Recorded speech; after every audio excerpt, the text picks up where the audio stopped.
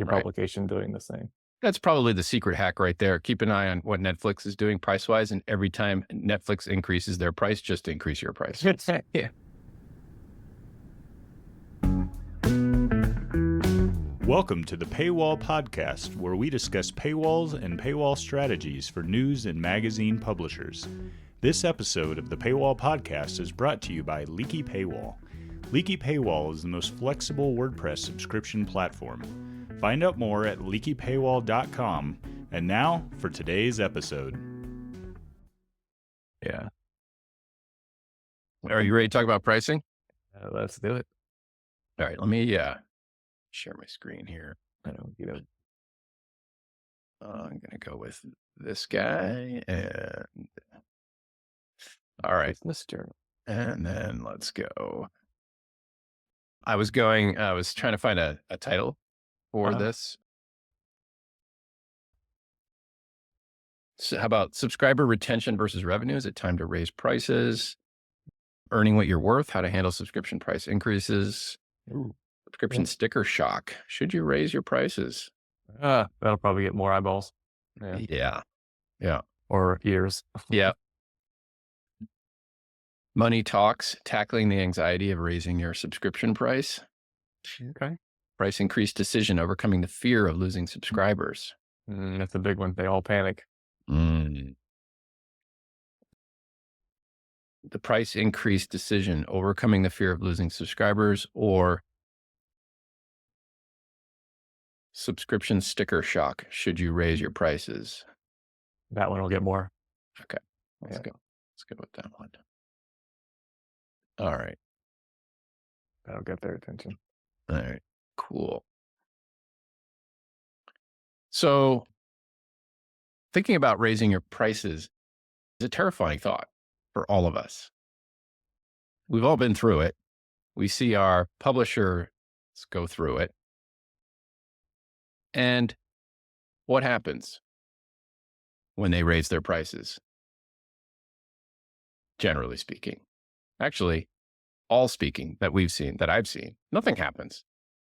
So have you gone through any price increases with your publishers this past year, let's say? I would say probably close to 15 of them have gone up in pricing. And did the world end?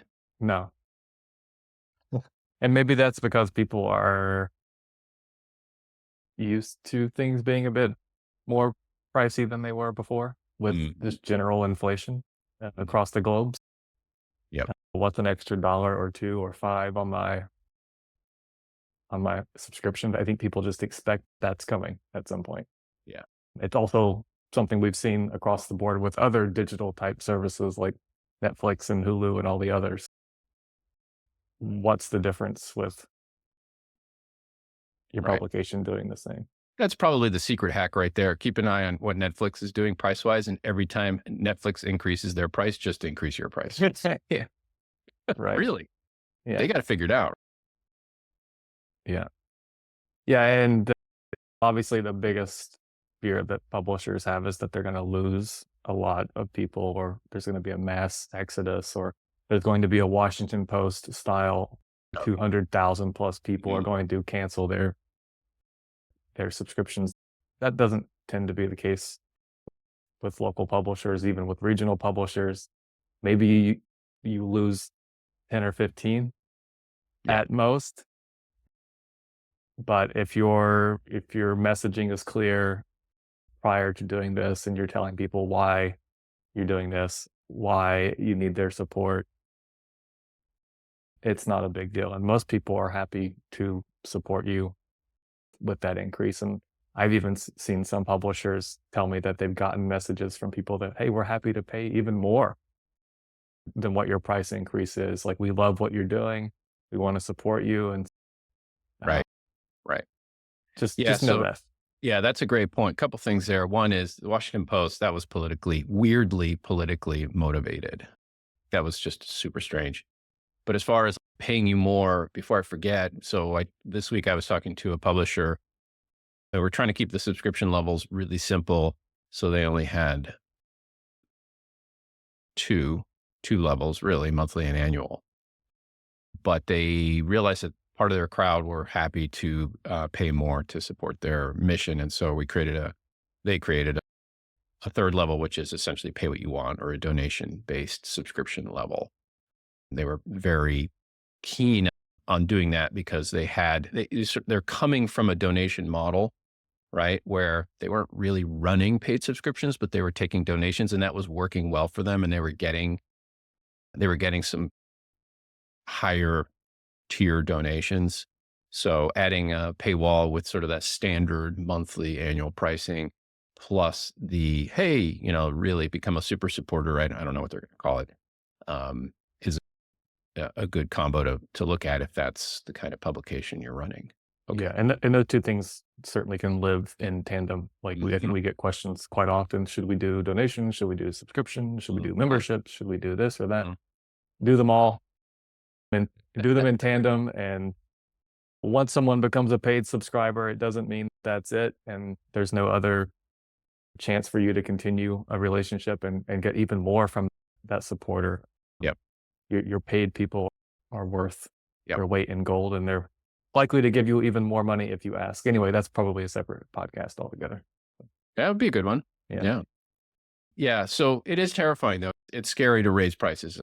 I've gone through it many times in my career, and always, with thought in terms of the value you provide, and with thought in terms of what your current pricing is, what your competitive landscape looks like. Usually price increases go super, super smoothly. Now, and what we're going to talk about on this podcast is setting prices, raising prices, the value, and discounts, pricing discounts. Just want to get that out there so we're listening to. And just to help settle fears a little bit, and we've gone through a number of price increases this year as well. They've all gone extraordinarily, really very little pushback. But I'm going to just single out the business journal here that we're looking at. So this is a B2B subscriber in the Youngstown, Ohio area. And they actually were running annual subscriptions. I think it was $29 per year was their annual subscription price. And when I talked to them, they said, yeah, we want to quadruple our pricing. We're going to go to $99 a year, which to me, okay, yeah, that seems reasonable for a B2B publisher. But for them and their current subscriber base, that's a big jump. And they were making it retroactive too. So all their subscribers that were currently on the 29 were going to 90, which now if you're used to paying 29 and all of a sudden your annual bill jumps to 99, it might make you pause. And they have a decent sized subscriber base. How many subscribers did they lose after they went through the whole retroactive repricing? You want to take a guess at the percentage? Oh, probably less than 1%. Exactly. Bingo. Yeah. It was a handful. It was less than 10 fingers. That many. Yeah. If you're nervous about raising your prices and you feel in your gut that, yeah, it's probably time for a price increase, then you're overdue for a price increase. And I've seen that over and over again. So I was talking to Rob at Daybreak here, who publishes the local newsletter, and he hadn't raised his pricing in over 2 years for his newsletter sponsorship slot. And unsolicited, he was mentioning, gee, I was thinking about, I'm like, how's sponsorships going? He's like, yeah, good. I'm all backed up. Yeah, got people waiting. I'm like, okay. And he's like, yeah, I'm thinking about raising pricing. And as soon as I heard that, I'm like, okay, so just do it, because it's simple. It's not even retroactive. It's just going forward. And one of the things that, as far as like when and how to raise pricing, we're in this business where pricing is like on a monthly level is pretty reasonable, pretty discreet. You're talking on the low end, I see $2.99, which is way too low and you should not do. And on the high end, on the B2B sphere, you might have $100 a month or something like that. You might be higher than that. But in terms of like average ranges, you're dealing with numbers like $29 a month or $19 a month or $39 a month and something like that. So you have the opportunity to ramp up your pricing every couple of years a little bit, right? You could go, let's say 10% every 2 years as a reasonable price increase. Now, we've just gone through a lot of inflation. So if you haven't raised your price, do it now. Everyone is ready for higher prices. It's just the world we live in. And we've had no inflation for decades, literally almost no inflation for decades. We were due for inflation. Here it came. Okay, we're ready for it. How do you know when your price is too high? That's the other fear, right? Oh my God, it's going to be too high. If you incrementally raise your prices, what happens is you get feedback from your customers, in this case, your subscribers, right? And okay, the Business Journal went from 29 to 99. They lost very few readers. Almost nobody said anything. What's the lesson here? To just go for the price that you want. Yeah. Don't incrementally do it over and over and over and over and over and over. Like, you should just rip the Band-Aid off and go for the price that you need to do. That's my takeaway from it. Because honestly, the more that you reach out to your subscribers and you keep telling them about price increases let's say every year or every 2 years, that might actually cause some friction. It's true. But if you're just like, if you need to go from $5 a month to $15 a month, do it. And just, and don't worry about a mass exodus of people. I think you're more likely to see that if you keep doing that every year. You go from 5 to 7, 7 to 12, 12 to you work your way up. I think you have more risk if you do it that way. Yeah. What you said is right on. Do what you need to do. Sometimes, and I remember going through this, it's like, hey, we need to hire somebody, or we need just a higher revenue stream in order to essentially provide better service or provide a better product, right? And so if you're in that position, yeah, you really don't have a choice. You gotta do it. And there's definitely a cadence to raising prices. If you do it every year, I think Netflix has been pretty aggressive about it. But if you're doing it every year, yeah, people can get, oh my God, when's one of these price increases going to stop? Every 2 years, now they're not used to it. Every 3 years, it's up to you, your audience, and what you decide makes sense. But the thing also that you can keep in mind is you're going to get that feedback that I mentioned earlier, and that feedback from your readership. They're going to tell you when you've had your correct pricing, right? As soon as you hear complaints, like if you raise a price, Business Journal, I was going to say it was too low. Yeah, they made the jump. Nobody complained. Too low. That's my takeaway. It should have been, now, of course, 29 to 99. That's a fair jump. And I think what they did was right. But I think what they set themselves up for is another price increase. At some point down the road, whatever they think makes sense, they should probably go to 125 or 149, something like that. Make the next jump. And really, in pricing, when you get to the point where your customers, your subscribers are saying, oh man, it's getting expensive, but they're still paying you, then you've hit the magic number. You're right where you need to be, because you need to hear from some readers that you're getting too expensive. That's really where then you're at that threshold of, okay, I'm at the right spot, right? And then you can, and if you think about your, whatever business you're in this case, you're in publishing, think about additional value you can add to your product, to your subscription, to justify a higher price. If you have to hire somebody, a new writer, if you have to redesign your website for a better experience, or maybe you have a better newsletter system or apps or whatever it is, you're giving your readership, your subscribership more value. That's That's the direction you want to go in, and then push your pricing up. So things just get better and better. And as you push pricing up, you'll find your profits will grow as well. Okay. All right. That was a good rant. Let me go to my list here and take a look at what else. Let's talk about just actual numbers. What should you price your publication at?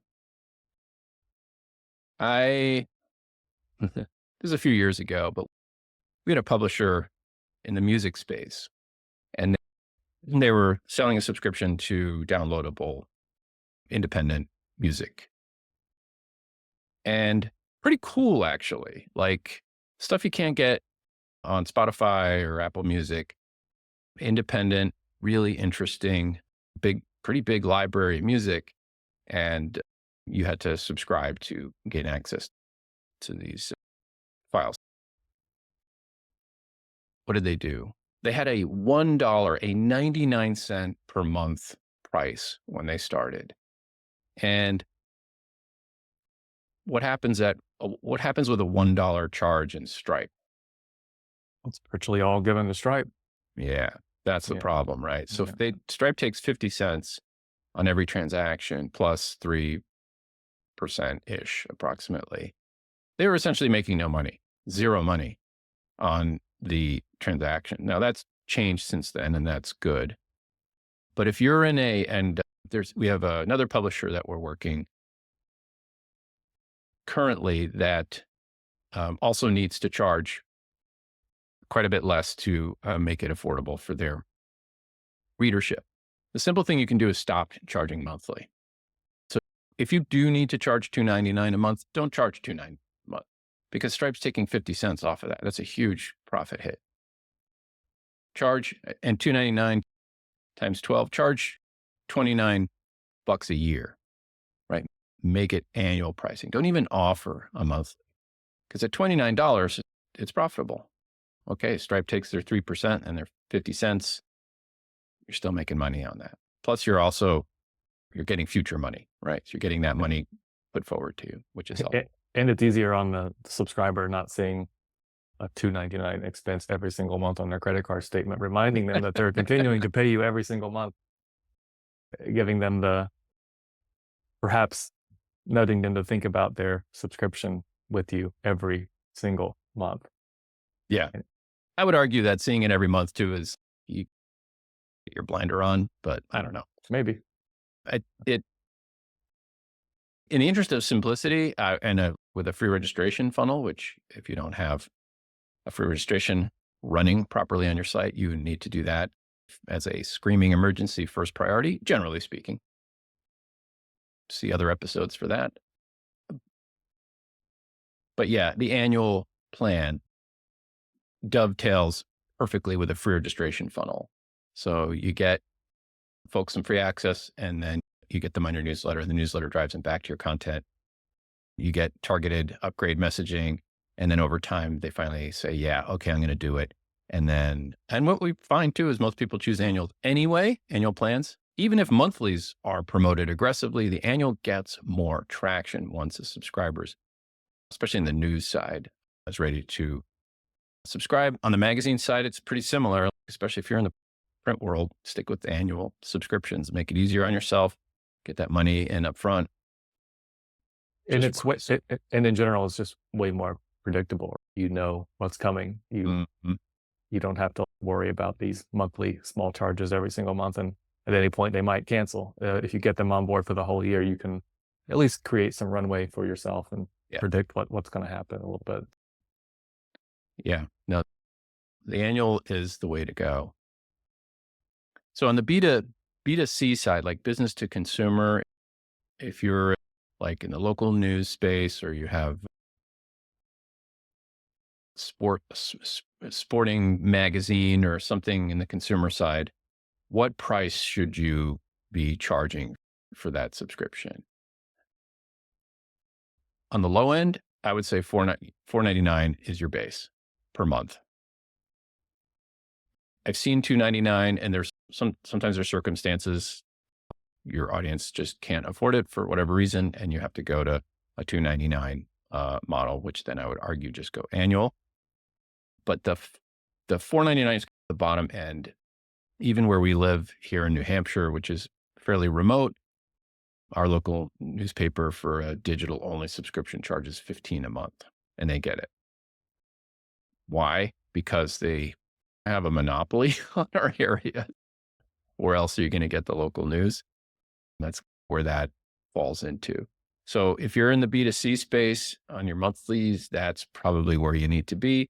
Annual pricing, multiply by 10, your monthly by 10. So you give a 2-month discount. Roughly, that's where your annuals should be. You could bill that. Our local paper bills every 6 months, and it chunks down the amount to less than $100 charge. So I get the psychology of doing that since they're so aggressive on the monthly. What do you think? You think that's a fair strategy? I would just go yearly. People are used to that term more than they are 2 times a year. Yeah, it's a weird cycle. Mm. But in the B2B space, go nuts. Really, that's where you're dealing with money. So it's all about B2B is publishing content to help others make money. That's essentially where you are with business to business. So again, depending on your audience, who's buying your subscriptions, they generally should be higher than the B2C space. So let's see, let's talk a little bit about Heisenberg report here. So Heisenberg is their financial publisher, and he just went through a price increase. And the scenario here is interesting. So right now, what you're looking at is a really good subscription page. There's 2 products on here. One is at $20 per month when billed monthly, and then the other one is at $190 per year. Those are your choices. Do you want to try it go on the monthly or go $190 for the year? All the content here is locked down, so it's a hard paywall, and he's built a really nice, strong, loyal audience. And hey, I read this stuff once in a while. It's really interesting. So financial reporting really falls into the B2B category. Now, prior to this, we're talking about products. He had 2 products. He had a sort of the basic premium subscription, and then he had a premium plus subscription. If you look up here, you see this weekly plus. So this weekly plus was his like premium plus, higher, more expensive level. And then he had his lower level. The lower level was $9 a month, and the higher level was $20 per month. What he did is he's retroactively bumping everybody. He decided to simplify. He's bumping everybody to the premium plus plan, and it's his only plan today. And I know talking to publishers that they do think about maybe we should have a higher tier plan, right? And I'm not saying that's a bad thing, because it might very well be a good thing. And you need to keep your products very different, right? If you're offering something extremely different on your higher tier, then that makes sense. But if you're just offering additional content on your higher tier versus your regular premium content, it starts to get a little gray in terms of value, right? And so what he did is he said, you know what, we're going to bump everybody retroactively from $9 a month to $20 a month. Like you say, rip the Band-Aid off, right? And then simplify the plans. Now, I wish I grabbed a screenshot of his previous pricing page, but I think he had like 5 different selections on the subscription page or something. It was a lot to process. You look at it and you see all 5 big buttons and you're like, okay, what's what here? What am I doing? I will share that the Premium Plus plan, which was in place now, so we've been working with Heisenberg for years. The Premium Plus plan was in place for a year or two, something like that, versus the regular premium, the lower premium tier, which had been in place for maybe 5+ years. And more people with the choice of paying more or upgrading from the base tier to the premium tier. Most of the audience went with the premium plus tier, the highest tier. So in his case, the decision was hard, but easier because the data was there to suggest, okay, obviously the majority of my crowd is willing to pay the $20 a month instead of the $9. But again, it's B2B, right? You're helping people make money, whether it's 9 or 20. If the value is good, probably makes zero difference. So anyway, lesson here, go for your price increase, simplify your pricing at the same time. If you have 2 tiers and they're not that different, merge them. Now, how about if you, what is it? What is a different second tier? I will point as an example to one that's actually working well. And this is a news publisher, Swedish news publisher. And I'm going to hit Get Plus here. And you're going to see 2 plans. So this is Samnytt and .se, SAMNYTT.se. And they have 2 tiers. They have their regular premium tier at 69 crowns, Swedish crowns. And then they have their ad-free tier. And it's 99. So 40% more expensive for the ad-free tier. And they're getting over 10% of their subscriber base is paying for the ad-free tier in their case. Now they have pretty aggressive advertising on their site. Enough people will pay 40% more to not have ads on the site. They have a loyal subscriber base, and they've been running this for over 2 years successfully, which I think is pretty interesting. So the ad-free plan, from a mental, if you're thinking about it, it's different. It's very clear what you're getting extra.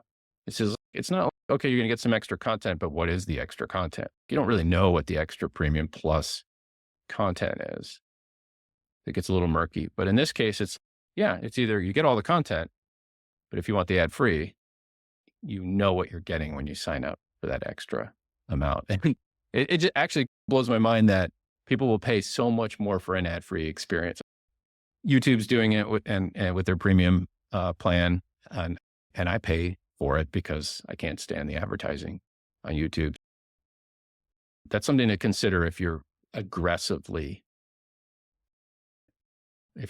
advertising on your site. Yeah. And it doesn't cannibalize your eyeballs on the ads either. Just think about the price difference between the plan without and the plan with the ads.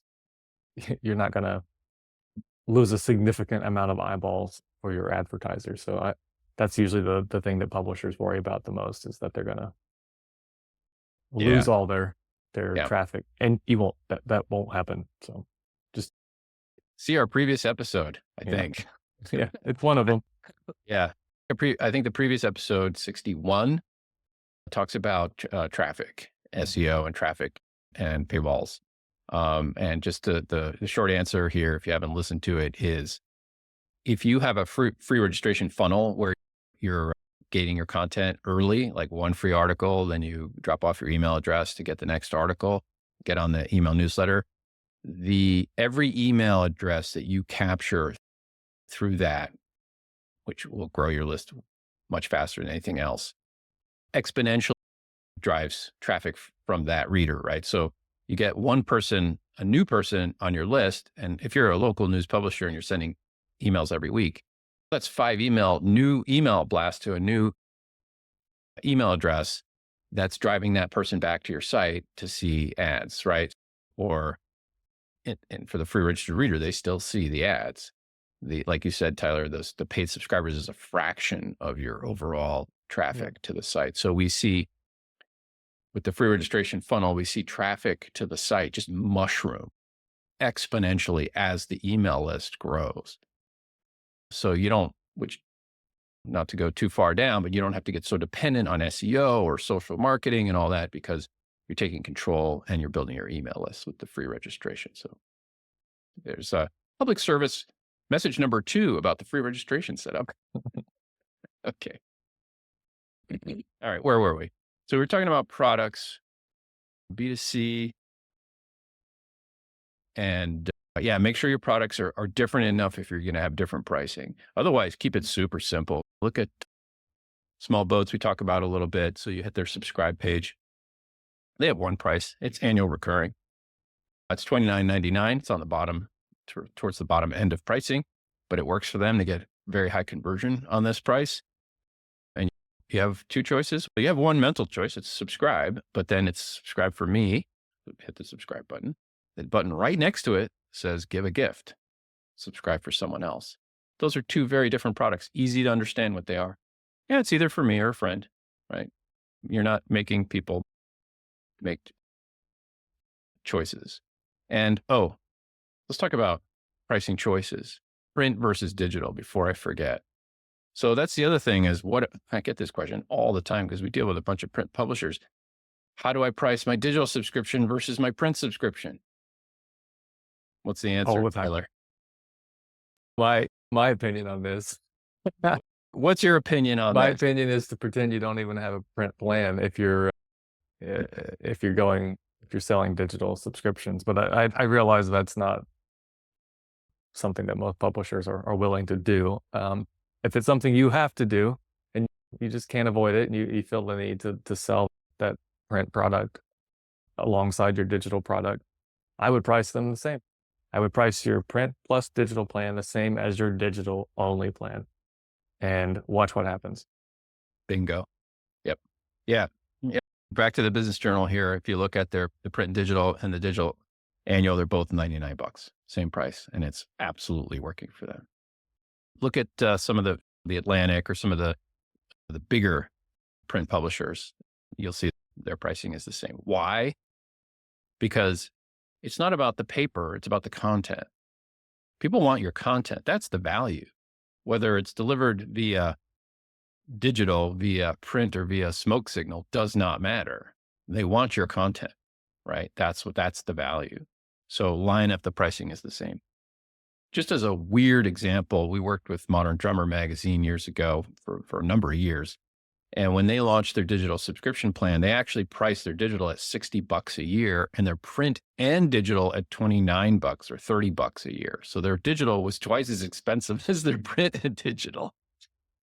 That was a brain explosion moment from me, but their digital director was pretty aggressive and wanted to make up the lost ad revenue from the print magazine through digital. They ran it for a year successfully and it worked. They had about a 20% uptake rate on digital only, which was more expensive than print plus digital. So think about that. Yeah, sounds like people were actually paying more to not receive that print product on their doorstep. Yeah. Yeah. Do I want paper in the house or not? That's really the decision. But don't complicate it with different pricing tiers when it comes to print versus digital, or print and digital versus digital, because now you're making someone think too much. And when people think, they get confused and they go away. A confused customer never buys. That's just the way it works. Okay. Let's see. What else we got here? Talked about how many price levels you should have, one ideally, and iterate from there. We talked about products, different price tiers, keeping the prices simple, go annual only if you can, especially if your price point is low. Let's see, talked about an ad-free plan. Let's wrap up on discounts. Why don't we wrap up on that topic? How do you discount? How do you do a promotion and discount? And this is what I call discount danger. A lot of publishers, especially this time of year, the holidays are coming. You got Black Friday, Black Monday, Black Tuesday, Black Wednesday, Black Thursday. God, it just got every excuse under the sun to do a discount. You got Thanksgiving, you got Christmas, Hanukkah, whatever. You got all this temptation. So what do you actually do?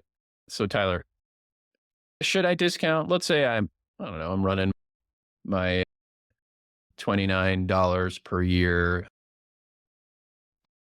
magazine here for how to build small wooden boats. Should I do a promotion? Should I do a 50% off sale? Absolutely not. The only thing that does is it devalues your content. It devalues the journalism. It's just not a great idea and I think that honestly, I feel like this applies almost across the board for any kind of business. When you do these like deep discounts once a year, people see the true value of what you're making, what you're building, and what you provide. If it were up to me and you felt the need during the holiday season to do something, I would lean on more of a trial basis type promotion where you're giving away some free time. Yeah. I talk about this with publishers all the time. Treat it like you're test driving a car, maybe give them a bit more time to check it out. But they're not seeing it as something that they're getting for free. It's we're doing this trial, we're getting maybe a little bit more of an extension to see what this is like. But we're not giving away the house for 50% off. No. Oh, the word you used there was time. That is the right word. Yeah, I agree completely. It's funny, you hear occasionally of, yeah, they let me test drive the car and then I kept it overnight. And why would a dealership do that? Absolutely. Why would they do that?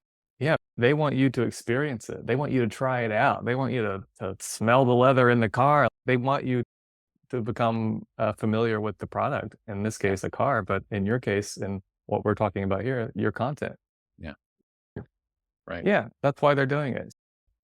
Give an extended trial if you feel the desire to promote or give some sort of discount. Yeah. So there's a great example here. Salem Reporter does this. We talk about this a lot because it works. But here's the promo. It looks like one subscription card, which is brilliant. First 3 months for the price of one. That's the promotion. So Tyler, to your point, they're giving away time. They're saying, hey, we're going to give you 3 months instead of one. You're going to get 2 free months. They're still paying. They're paying the $12 for 3 months. But then afterwards, it's $12 per month. So they're not discounting the content, the value of the content at all. They're just saying, hey, we'll give you some more time. Yeah, here's an extended trial. Try it out. And after 3 months, you're on the $12. Yeah. And if you're sharp-eyed and you're watching this on video, below the subscribe now button is choose a yearly plan and save 17%. Now they snuck in a discount for the annual, like because annuals, you get a little break for paying in advance. That's not devaluing your content. That's the way the world tends to work. And so what happens here? People find this and more than half actually sign up for the annual plan, which is fascinating. Yeah. All right. That's it for pricing. I think we covered a lot. If you're on the fence, if your gut is telling you, gee, I think I might want to raise the price, the answer is absolutely you probably should have done it a year ago. Just do it.